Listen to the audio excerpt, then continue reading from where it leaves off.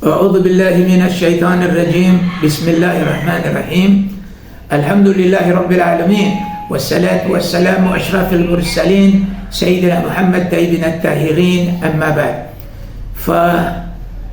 Brothers and sisters in Islam as well as in humanity, Assalamu alaikum wa rahmatullahi wa barakatuh. May the peace and blessings of Allah subhanahu wa ta'ala be upon you all.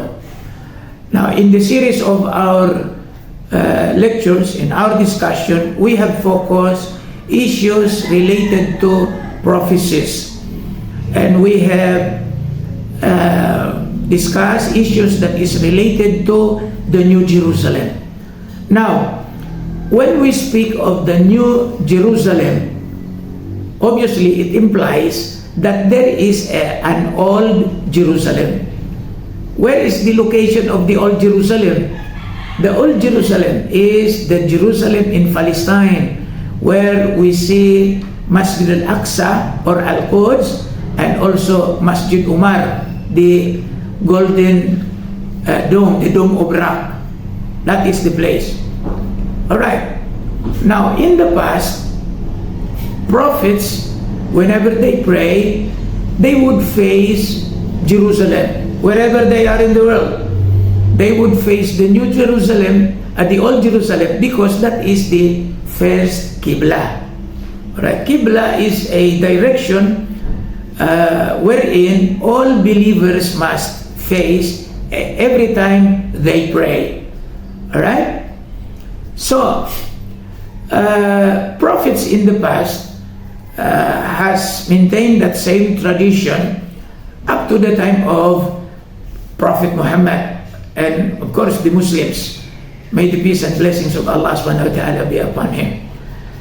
Prophet Daniel also did the same in the book of Daniel, chapter 6, verses 10 to 12, and elsewhere. Whenever they pray, they have to face Jerusalem. In fact, Prophet Daniel would open his window, and then he would pray facing the direction of the old Jerusalem. That's a tradition. All prophets does. Okay. Now, even during the time of the prophet, they also face the old Jerusalem. Alright? So, from the very period when Islam was preached in Mecca, before they migrated to Medina, all the Muslims would pray facing the old Jerusalem because that is the Qibla. Until after the 10th year, during the Hijrah, during the migration, where they already migrated to Medina, they also pray facing the old Jerusalem in Palestine. Now comes the revelation. Now when Allah subhanahu wa ta'ala had revealed that verse wherein the prophet was commanded to face Masjid al-Haram. Masjid al-Haram had become the New Jerusalem because, you know, the old Jerusalem was desecrated by the Romans, by the heathens, by the infidels, by the kuffar. So that facing the old Jerusalem is no longer feasible because the place is not only desolated, it has been destroyed, but more so because it was already desecrated. The place is no longer holy. Now, in Surah Al-Baqarah, verse 144, that verse wherein Allah Ta'ala says, Bismillah ar-Rahman ar-Rahim, قد نرى تقلب وجهك في السماء فولينك قبلة ترضاها فول وجهك شطر المسجد الحرام وحيثما كنتم فولوا وجوهكم شطرا. Meaning, we have seen your face turning heavenward in supplication and prayer. Thus we will make the face the Qibla which you desire. Henceforth, turn your face to Masjid al-Haram, and wherever you may be, turn your face towards it in your prayer. So that Masjid al-Haram had become the new Qibla. In other words, it had become the new Jerusalem. So from that time on, the believers, the Muslims, whenever they pray, wherever they are in the world, has to face the new Jerusalem, which is Masjid al-Haram in Makkah. Right?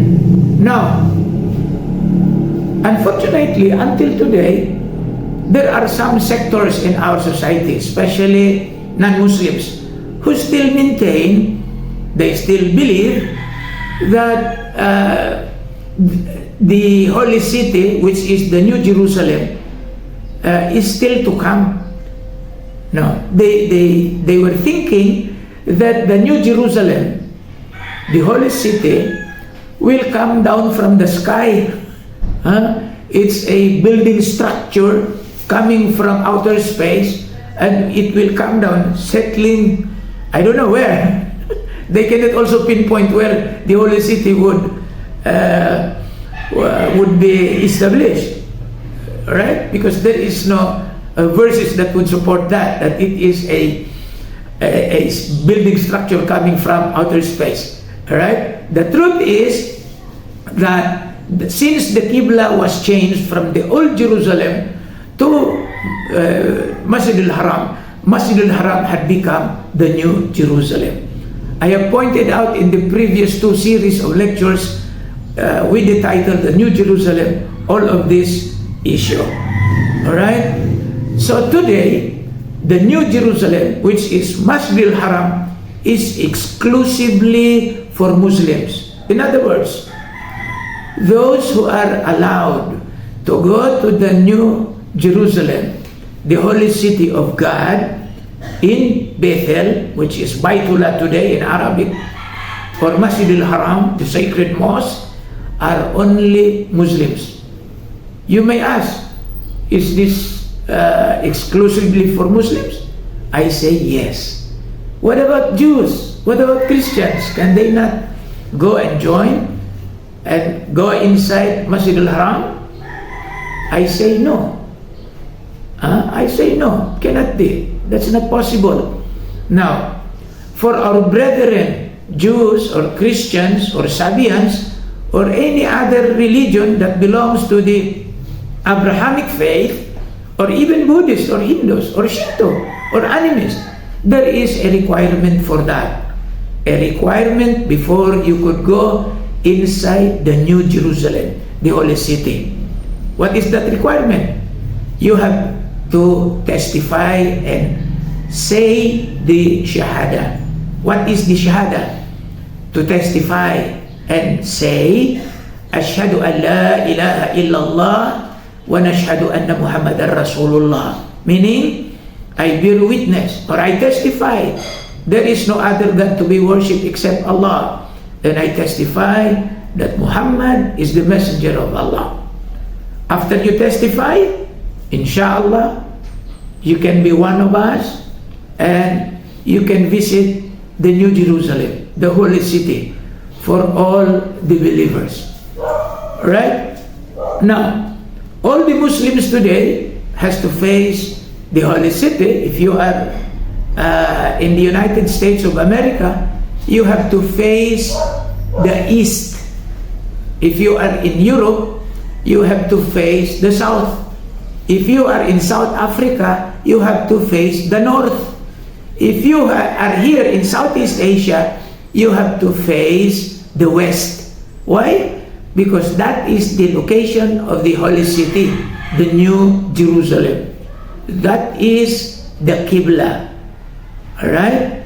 Now, just few days ago, more than a week ago, more than 1 million, 1.8 million plus Muslims coming from the different parts of the world had to visit the holy city, the New Jerusalem, for the Hajj.